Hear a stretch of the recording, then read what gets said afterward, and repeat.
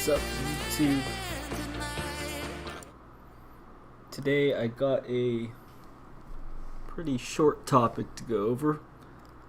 One might regard it as a topic of yesteryear, but I think it's still worth talking about. So I wrote up some notes and I have a brief presentation here on individualism versus collectivism. And my clickbait presentation title here is Individualism versus Collectivism. Collectivism is fake. But I'll go on to a little bit of what that means as we go on. So just for some context, I did a quick Google search here. So if I search individualism, how many results do I get? 138 million. Whole bunch. And then collectivism, a bit... not quite as much, 25 million, but still a lot. So individualism, the habit or principle of being independent and self-reliant. And 2, a social theory favoring freedom of action for individuals over collective or state control, and so on. So I would say in general in the United States or the West where I come from, individualism tends to have a lot of positive connotations. People think of, individualism. Maybe you've heard this term like a rugged individualism, for instance. And this idea that you are not a snowflake millennial, but rather you're a tough cookie that will fight it out and will uphold yourself and those around you. This idea, I think it appeals to a lot of people, particularly, I won't even say particularly more rural people, because I think a lot of urban people take up this mantle in different ways. So we'll be talking about that. Anyways, individualism is often framed in this what you could call a dialectic. So it's individualism versus collectivism. So an individual is someone, they're doing their own thing, they have their own thoughts, their own way of doing things, and then they're not being a sucker that just falls into groups. Whereas if you're falling into collectivism, you're a brainless communist. That sort of idea. Now, this whole setup is kind of fake and stupid. So I'll just briefly say a few reasons why. So as an individual, of course, you might belong to multiple collectives. For example, you'll have your role in your family. So religious or spiritual family, if you're part of a church, something like that. Family, your biological family, and then more broadly, your ethnic group. So if I go to China or Taiwan or something, I walk around, there's a sense in which I am more like these people because we share a ethnic background. We look like we're part of the same family in some sense. And then, of course, your role in a company, a school, something like that. So just to function in society, maybe by definition of society, you are a member of a bunch of collectives. And then also, too, you're an individual. So being an individual doesn't have to contradict with being part of a group. You could be an individual and value individualism in the sense that you are you and you aren't just a program that somebody wrote. But also too, you could be a collectivist in that there is like structures in place, and oftentimes how we relate to people is through these structures. So I wrote a little paragraph here. Generating debates around dialectics such as individualism versus collectivism. It's a surefire way to develop hours and hours of content of stupid position versus stupid position. Why is this? Because presuming thing A versus thing B assumes an opposition where there need not be one. What is better than a debate? What is better than a debate is a conversation whereby two different parties come to better understand something. In this case, we can study the different ways in which we are individuals who have memberships in collectives. So for this particular example, So if you try to set up some debate where it's like, oh, here's the communists and then here's the free market guy, and let's listen to communist and free market guy debate about, is communism or free market better? Basically, I'm saying that, these people, they might point out something that's useful or interesting, share an interesting story, but ultimately that sort of conversation it's not very useful, right? Because it's setting up two teams, and you don't want, neither of them are the right answer, right? They're collectivism, individualism. These are just ideas. They're not the same as people and making decisions for yourself and those close to you. Okay, so why even bring up this particular topic? One of the reasons is this fellow, Peterson. So he became famous or infamous on the internet, depending how you want to look at it, for, among other reasons, promoting some ideas associated with individualism. So I'm just going to do a Google search really quick for Jourdian Peterson individualism, and let's see what sort of results come up. So here, December 7th, 2020, so about a year ago, Dr. Jourdian Peterson weeps over individualism. All right, that's the YouTube title. Here's another YouTube video, The Collectivist versus the Individualist Viewpoint, Jourdian Peterson, blah, blah, blah. Okay, here's the core thing. Jourdian Peterson is an individualist, is not against the idea of collaboration and voluntary cooperations. What he opposes is not collaboration itself. So it seems like somebody here is kind of bringing attention to maybe these stupid debates are being framed of the individual versus collective, but maybe people cooperate or do other things. So it doesn't have to be individuals versus collectives. All right. Some more critiques. This other word too here, identity politics. So if we search up identity politics, then oftentimes this is used as one of the rallying terms to get people to be pro on the individualism side, which is to say, identity politics would be when people gather together around a collective identity. So the way that you don't engage in identity politics, the way that you fight against identity politics, is by to be a individualist. So here's a quote: the tendency for people of a particular religion, race, social background, etc. to form exclusive political alliances, moving away from traditional broad-based party politics. So I'm not going to bicker about definitions for identity politics, but I'm making this video to bring attention to how these dialectics, these debates, these things are set up between these various positions, especially in newspapers, magazines, really mainstream publications, to get people thinking in terms of this versus this versus this, all these little conflicts that get set up. But if you just take a step back and say, let's quit looking at this versus that, and instead just try to see clearly the situation, and probably most importantly for ourselves, not to identify with one ideology, but instead seek to see clearly what is happening, then better things happen. So let's continue. So Jourdian Peterson has been associated with this individualism. And one thing he did is he published this book called 12 Rules of Life. And I'll show you the 12 rules of life that he has. Many people said of this book that it was just basic decency or common sense. So the fact that this book came out and the media presented it as controversial in any way, to a lot of people, they couldn't quite wrap their heads around that. Let's see what this says. So Jourdian Peterson's book, 12 Rules for Life, An Antidote to Chaos.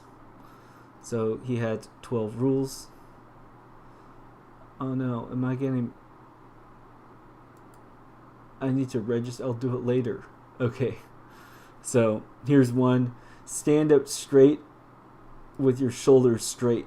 So this is to be like assertive, present yourself. And Jordan Peterson got kind of famous for this first chapter because he compared people to like lobsters that have to assert dominance. So let's look at some pictures of some lobsters. Jordan Peterson lobster. So if you search this thing was kind of memeing of Jordan Peterson telling you to be like a dominant lobster. Pretty animated artworks here. Okay, number 2, treat yourself like someone you are responsible for helping. So don't just like, if you're trying to help somebody else, you might be harder on them sometimes, easier sometimes. So with your same way, you could look at yourself that same way. 3, befriend people who want the best for you. Compare yourself to who you were yesterday, not the useless person you are today. Do not let your children do anything that makes you dislike them. Set your house in order before you criticize the world. Pursue what is meaningful, not what is expedient. Tell the truth, or at least don't lie. Assume the person you are listening to knows something you don't. Be precise in your speech. And do not bother children while they are skateboarding. And finally, pet a cat when you encounter one in the street. So, I'm not going to say my own views on what I think of those rules and if they're good rules or not. But just to say, it doesn't sound like any really crazy idea is being put out there beyond what you might already be told from like school or work or something like that. So it seems like very like you wouldn't see these and say, oh, that's telling somebody to like take up arms and rebel against their government or something. It's not on that tier. You might say like, I don't know, do not bother children while they're skateboarding. Then you're like, well, maybe we should ask whether the children should be skateboarding to begin with. If I were a parent, or maybe you are a parent, right? So, of course, that sort of discussion. But these things, to me, they don't sound totally wild or controversial. However, despite I just showed you the rules, we looked at the rules, then Peterson got associated with the so-called alt-right and is therefore cast as an incubator for domestic terrorism.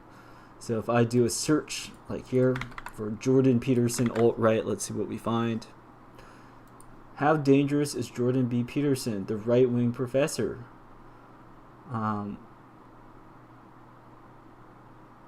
Right, from Vox. Jordan Peterson is also a right-wing internet celebrity who has claimed that feminists have an unconscious wish for brutal male domination. Right-winger. Not me, says alt-right darling Jordan Peterson. Blah, blah, blah. Oh, fact check. Let's look at the fact check. I always like to have my facts checked. Is he alt-right? Nope, false. Because he rejects identity politics. He rejects collectivism, you see, including white nationalist underpinnings of the alt-right, and he tries to steer his followers away from political fringes. He's a psychologist turned culture warrior. Anyways, I bring this up to show, these articles, why do you even have to have like a fact check like this? Well, it's because this person who said these rather pro-individualist things was thrown into the spotlight as, there's this big debate. There's a culture war going on of sorts on the interwebs. And the way that you'll see a lot of these publications are trying to frame that so-called culture war would be like individualism versus collectivism, where collectivism is bad identity politics and individualism is what? Like, I don't know, following his 12 rules of life, something like that. They don't really have much content besides doing celebrity gossip in a lot of these publications that talk about people. All right. So the next part of my presentation here, I'd like to go on to talk about how both individualism and collectivism as ideas are useful. And I'm going to put on a little tinfoil hat a bit and say, let's just suppose that you're designing systems and you want to control people, okay? How could the ideas of both individualism and collectivism be useful to you?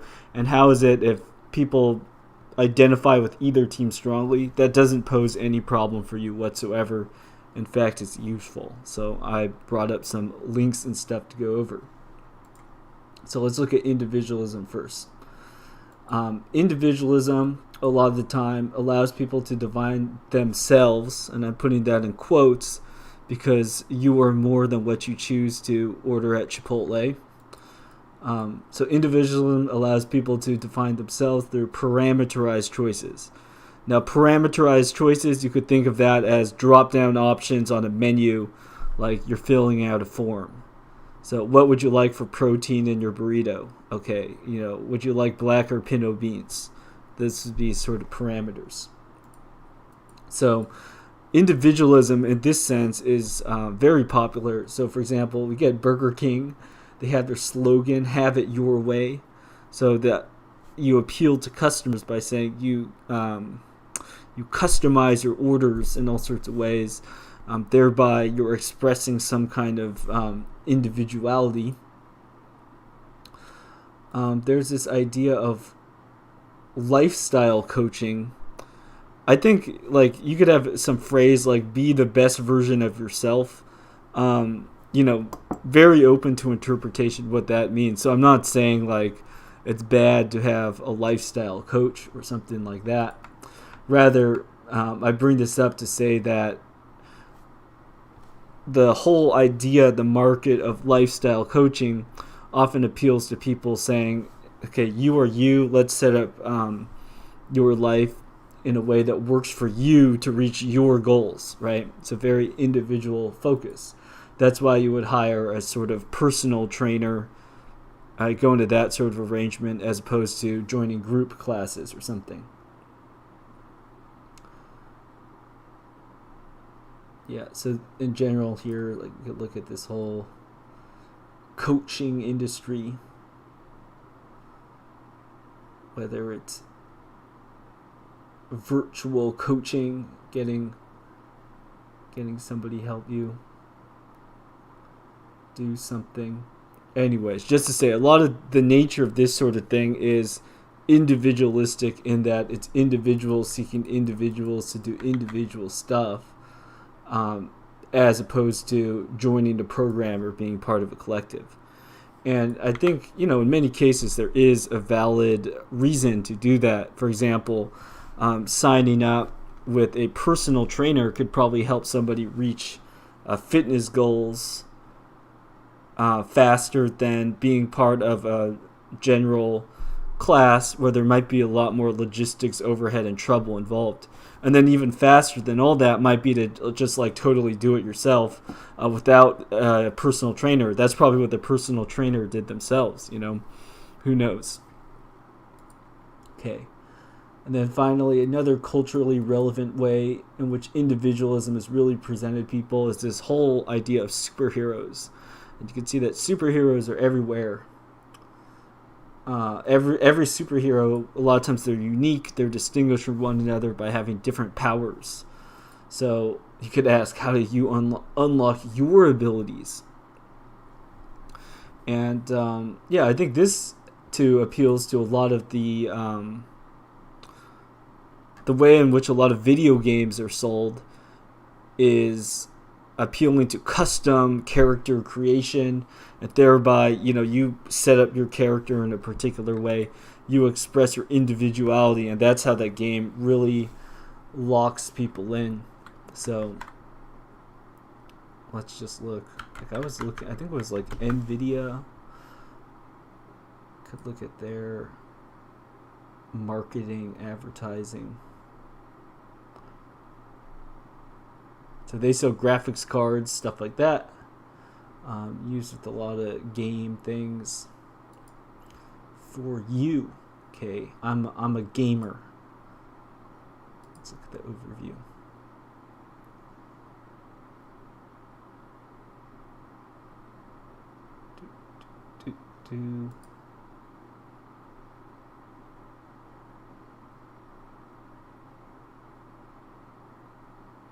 Okay, mostly just technical stuff here.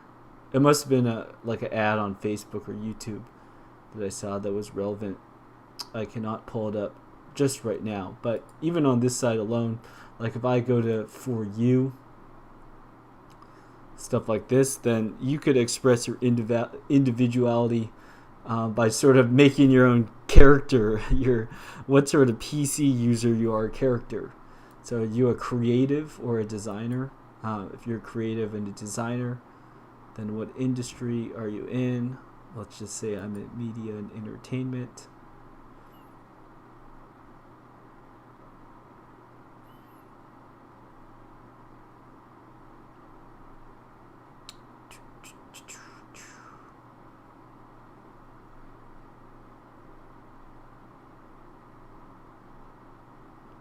Oh, is that their founder guy as a 3D avatar? NVIDIA Omniverse avatar. Hello. Hello, Toy Jensen. Hi, please ask me anything. What are the greatest threats of climate change? Oh, now they're talking about climate change.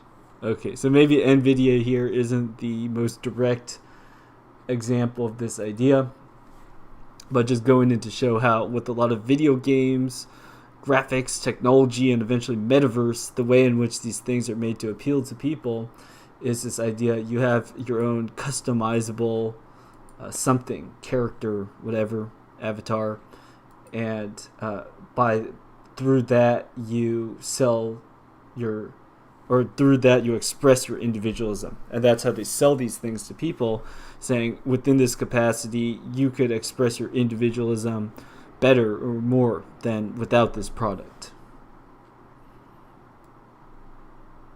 Cool.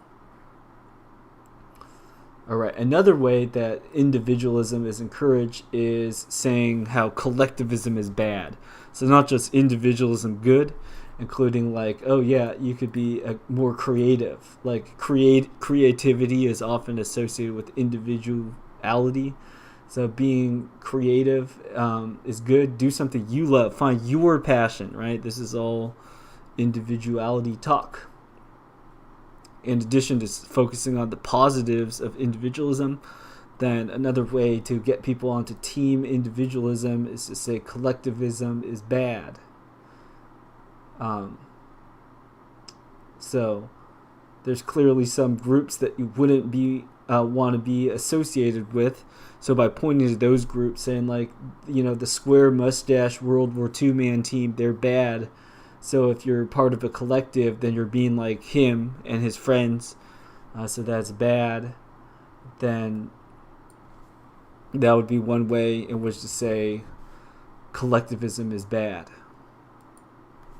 Okay, now at this point though, let's transition and look at how collectivism is sold. So first, these were some ways in which individualism is sold. Oftentimes it'll be a sort of, if you have a personalized program, you do it your way, you have a custom this and that, then you could be more efficient than everybody else. Like Jordan Peterson, Lobster, if you want to be top alpha lobster,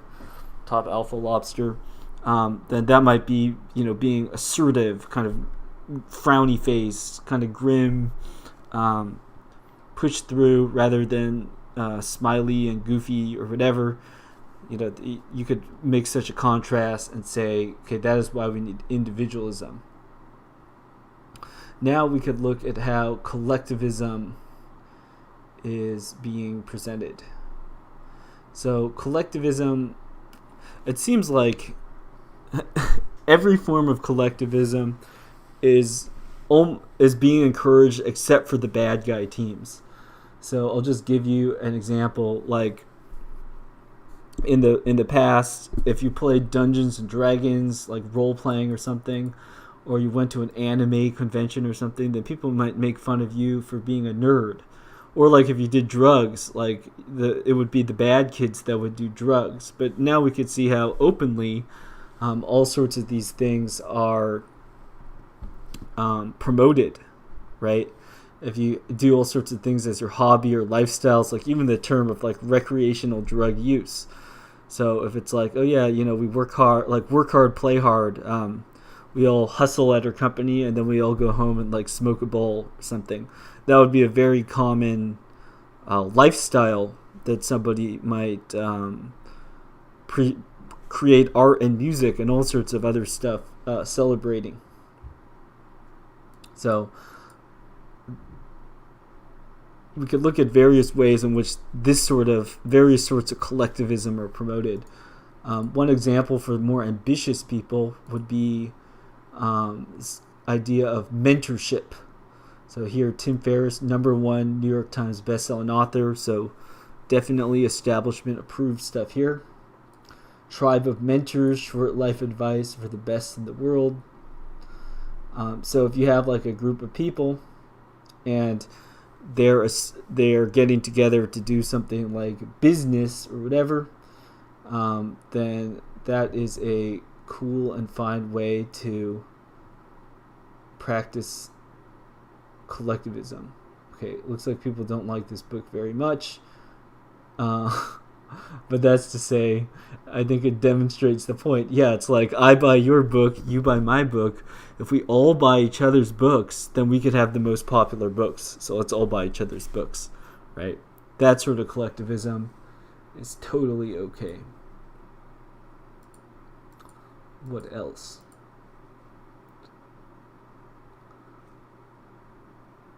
Okay, yeah, trade shows, anything that has to do with entertainment, like Comic-Con, what have you. And then also too, there's various sorts of collectivist identities that higher education especially, actively encourages. So this is from UC Berkeley.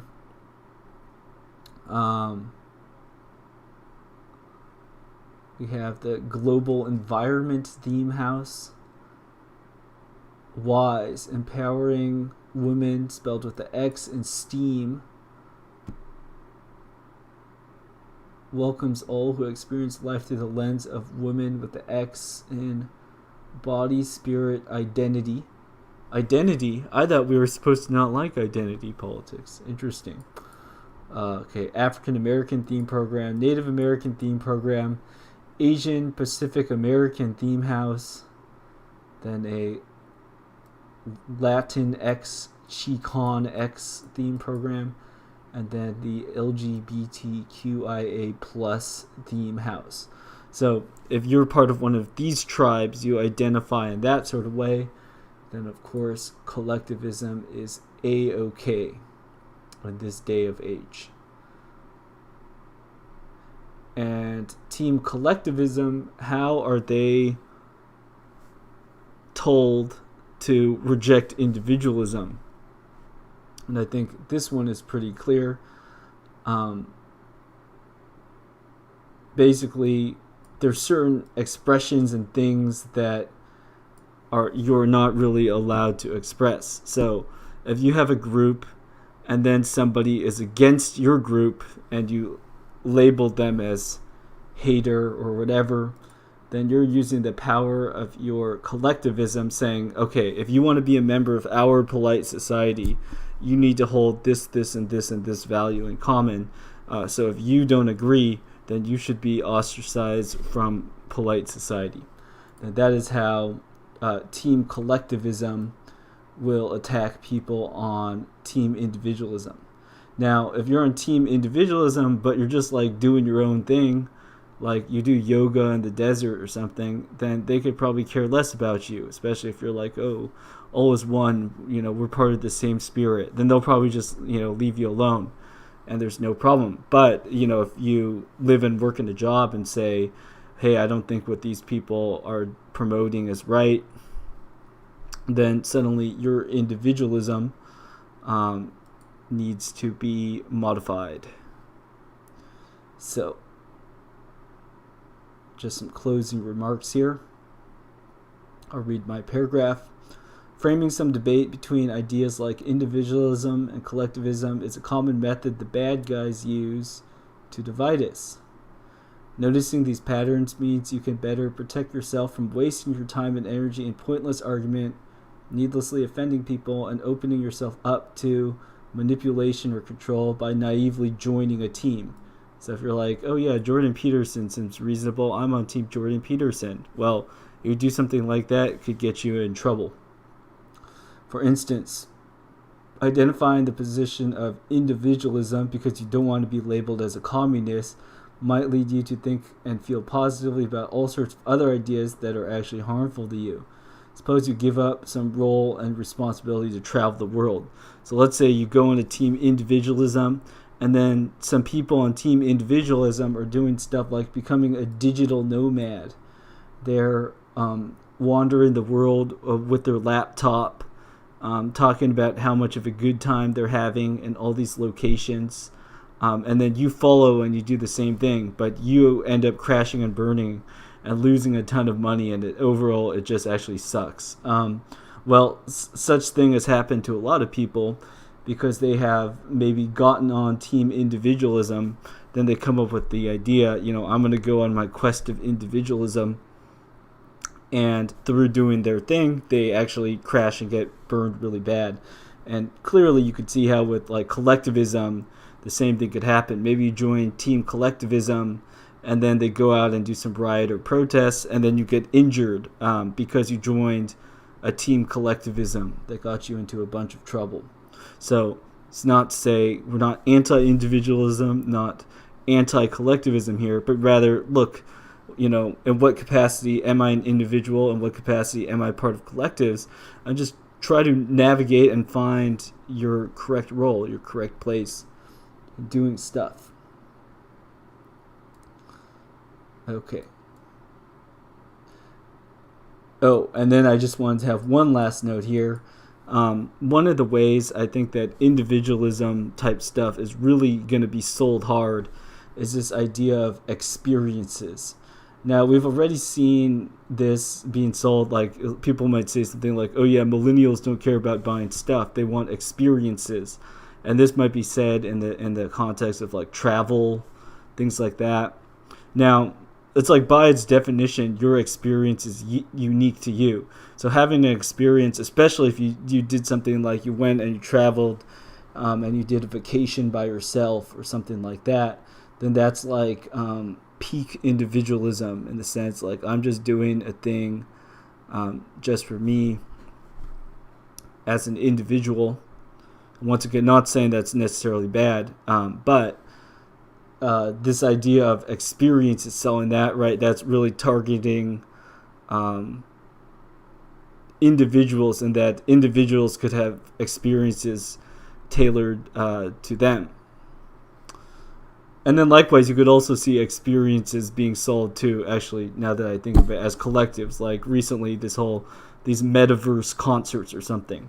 So then those experiences become viral. They become like a very popular thing because people are saying, oh, normally it would just be lame if it was just me just looking at my computer.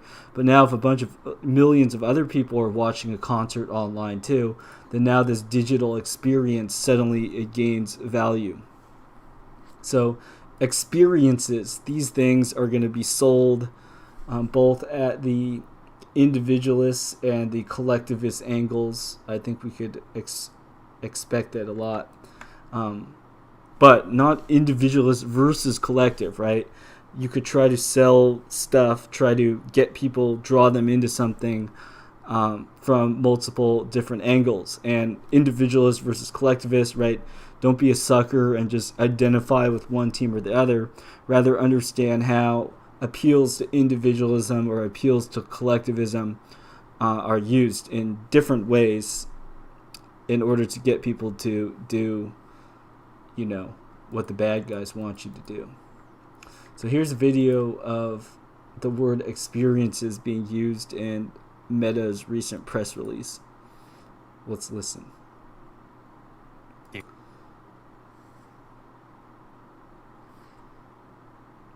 Experiences and experience experiences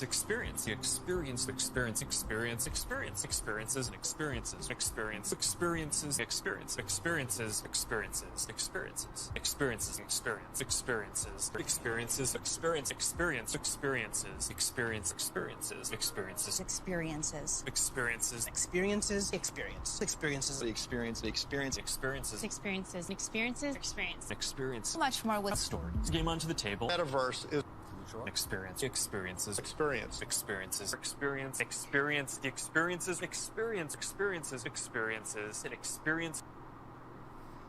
All right. That was quite the experience. So I hope you all had good experience with this stream. There will be more streams to come. Thank you all for joining. Please like, subscribe, do all that.